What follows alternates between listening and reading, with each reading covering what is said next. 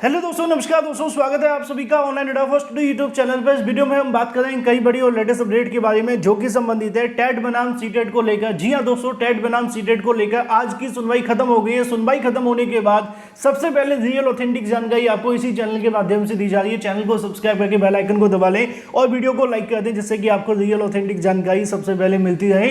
चलिए शुरुआत करते हैं सीधे मुद्दे की कि आज किस किस मामले को लेकर पक्ष रखा गया। आज दो तरीके की बहस देखने के लिए मिली, मैं आपको बता देता हूं। पहली बहस देखने के लिए मिलती है टीईटी के बारे में, यानी कि राज्य पात्रता परीक्षा जो राज्य के माध्यम से टीईटी करवाया जाता है उसको लेकर बहस की जाती है। दूसरी जो बहस आपको देखने के लिए मिलती है वो सीटेट को लेकर है, यानी कि सीटेट मतलब कि सरकार की तरफ से। ठीक है, पहले जो सरकार की तरफ से बहस की गई थी उससे पहले टीईटी को लेकर बहस की जा रही थी और टीईटी में कई ऐसे मामले उठाए गए, चाहे वो टीईटी एक पात्रता परीक्षा को लेकर हो, सीटेट भी उसकी ऐसी पात्रता परीक्षा हो जहां पे कोर्ट के माध्यम से कई क्रॉस क्वेश्चन भी किए गए, चाहे वो जेटेट को लेकर किए गए हों या इसके अलावा सीटेट को लेकर किए गए हों। और फाइनली आज क्या हुआ इस मामले में मैं आपको बता रहा हूं। चैनल को सब्सक्राइब करके बेल आइकन को दबा लें और वीडियो को लाइक कर दें। चलिए मुद्दे पे आते हैं। मुद्दा ये था कि आज जब सुनवाई शुरू हुई तो तकरीबन आज की तारीख में 3 घंटे सुनवाई देखने के लिए मिली। 3 घंटे से ज़्यादा समय तक आप सभी की सुनवाई हुई। लाइव मेरे चैनल पे पड़ी है, जाकर के देख लो। मैंने उसमें आपको बताया है कि लाइव में क्या क्या देखने के लिए मिला था, लेकिन अब मैं आपको डिटेल में बताता हूँ। जब यहाँ पर टीईटी को लेकर अधिवक्ताओं के माध्यम से बहस की गई तो उन्होंने कई ऐसे मामले आज की तारीख में उठाए, जिसमें सबसे बड़ा मामला ये था कि सीटेट एक तरीके की पात्रता परीक्षा है और अगर सीटेट एक पात्रता परीक्षा है उसका अल्टरनेटिव हमारे पास टीईटी के रूप में मौजूद है, तो सीटेट का मतलब क्या है। पहला, उन्होंने कहा कि सीटेट का मतलब एनवीएस केवीएस तक तो सीमित है, लेकिन क्या वो सभी राज्यों के लिए है, ये भी एक बड़ा सवाल उन्होंने उठाया।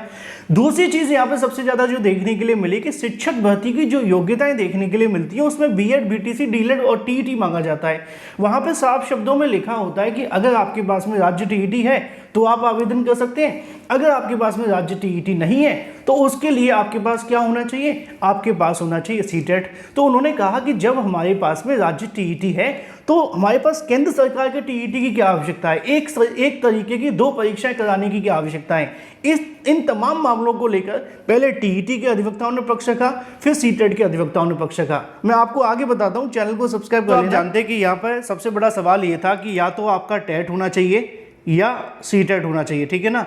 अब दोनों में से कोई एक होना चाहिए ऐसा कहा गया था जेटेट की तरफ से जो पक्ष रख रहे थे। जेटेट का मतलब मैं इसलिए कहता हूं क्योंकि ये मामला शुरू हुआ था झारखंड से, जैसे कि बीएड और बीटीसी का शुरू हुआ था राजस्थान से, लेकिन वो पूरे देश के लिए बन गया।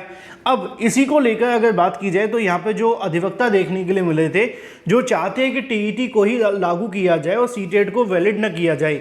इस मामले पर जब सुनवाई देखने के लिए मिलती है तो सबसे पहले आज एक बार फिर से जेटेट की तरफ से पक्ष रखा गया। उन्होंने कहा कि जो जेटेट है सिर्फ उसी को वैलिड करना चाहिए। अगर किसी राज्य के अगर हम परिप्रेक्ष्य में बात कर रहे हैं तो ऐसा कर देने से निश्चित तौर पर क्वालिटी ऑफ एजुकेशन में बदलाव होगा और वही कैंडिडेट चयनित होंगे जो वहाँ पे शिक्षक बनने के लिए एलिजिबल हैं।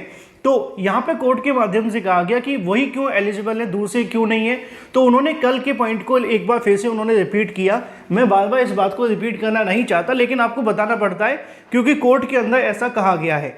तो यहाँ जजेस के माध्यम से जब पूछा गया तो वकीलों ने कहा कि सर जो मैंने कल पॉइंट नंबर 425 के अंदर बताया था, जो उन्होंने नोट करवाया था उसमें अपनी एप्लीकेशन के अंदर, उन्होंने कहा कि उसके अंदर उन्होंने इस बात को कंसीडर किया है कि सीटेट और जेटेट 2 अलग अलग योग्यताएं हैं लेकिन है समान है।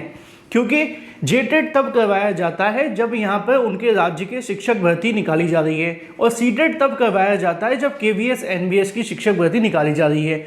लेकिन सीटेट को कहीं ना कहीं हर राज्य में वैलिड कर देने से वहाँ की क्वालिटी ऑफ एजुकेशन डिक्रीज हो रही है।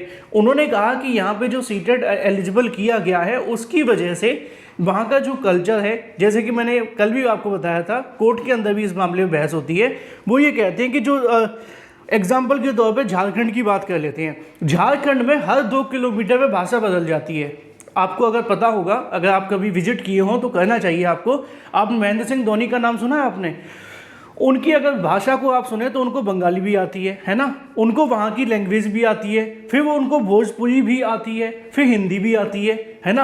अब अगर वहाँ पे एक 4-5 तरीके की लैंग्वेज वाले छात्र पाए जाएंगे तो किसी एक लैंग्वेज में पढ़ाना पड़ेगा, क्योंकि झारखंड एक तरीके से आदिवासी, आप जानते हैं, इसको लेकर मुझे बताने की आवश्यकता नहीं है। अब वहाँ पर कहीं ना कहीं जो ट्राइबल क्षेत्र हैं उसके अंदर अलग अलग भाषाएँ हैं, तो इसीलिए ये मामला कोर्ट में गया था कि जो टेट और सीटेट का रफड़ है उसको ख़त्म किया जाए और वहाँ के ही अभ्यर्थियों को इसमें मौका दिया जाए। अब उन्होंने एक बात यहाँ पे और आज की तारीख में ऐड ऑन करी कि यहाँ पे सिर्फ भाषा को लेकर बात नहीं की जा रही है, भाषा तो अलग है ही है, साथ ही साथ यहाँ पे एक समस्या और देखने के लिए मिलती है और वो आती है यहाँ के कल्चर को लेकर। अब जो यहाँ का कल्चर है उनके माध्यम से बताया गया कि कुछ इस तरीके का है कि यहाँ पे अलग अलग चीज़ें फॉलो होती हैं। फॉर एग्जांपल के तौर पे मैं आपको बता देता हूँ कि बहुत सारे ऐसे फेस्टिवल्स होते हैं जो अलग अलग तरीके से मनाए जाते हैं, उनको लेकर भी यहाँ पे अपनी तरफ से जो पक्ष में ऐड ऑन किया गया और उन्होंने इस मामले को भी ध्यान में रखने की कोशिश की कि वहाँ के कल्चर को समझना अन्य अदर स्टेट के कैंडिडेट के लिए मुश्किल होता है, इस वजह से यहाँ पे दिक्कत आती है।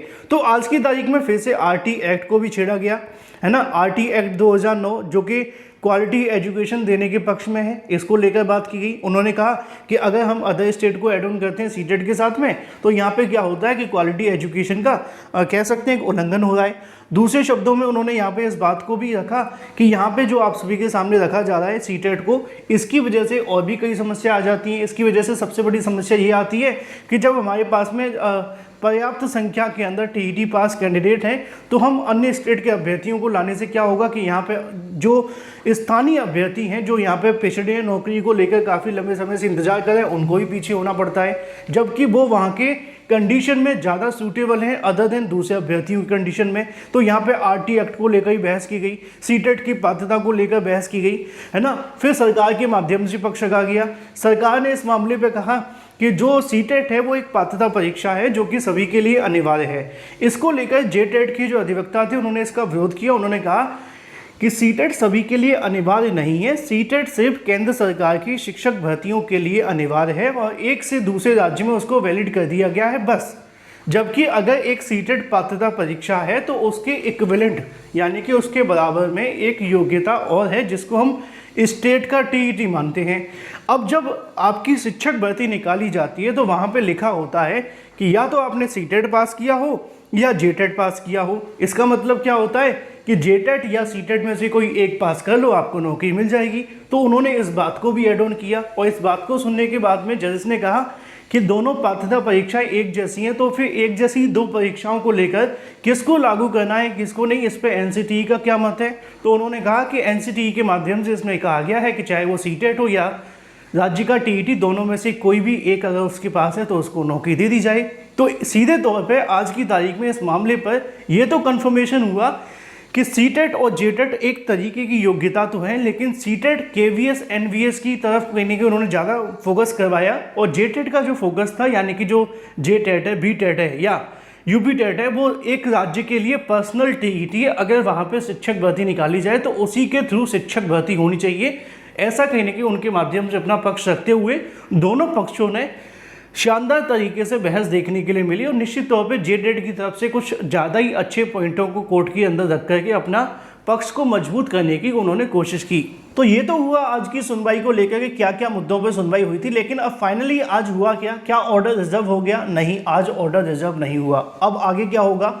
अब आगे आपको कल फिर से सुनवाई देखने के लिए मिलेगी, क्योंकि पहले टीईटी को लेकर बहस की गई थी, अब सरकार के माध्यम से पक्ष रखा जा रहा है। अभी तक सरकार के द्वारा रखी गई दलीलों को लेकर ज़्यादा कोर्ट ने सहमति नहीं जताई है, लेकिन कल का दिन अभी भी शेष है। कल फिर से सरकार बहस करेगी और कल इस मामले पर फाइनल सुनवाई के बाद ये तय होगा कि ये मामला किसके पक्ष में जाएगा, टेट को लेकर या सीटेट के बारे में। और हो सकता है कि कल इस मामले पर ऑर्डर रिजर्व हो जाए, उसके बाद यहाँ पे फाइनल ऑर्डर 1-2 दिन में आपको या 1-1.5 महीने में देखने के लिए मिलेगा। तो आज की सुनवाई में क्या क्या हुआ, किसने क्या क्या पक्ष रखे, मैंने आपको बता दिए। बाकी मैं देर शाम तक अधिवक्ताओं से वार्ता करने के बाद आपके लिए एक वीडियो और बना दूंगा। Thank you for watching this video.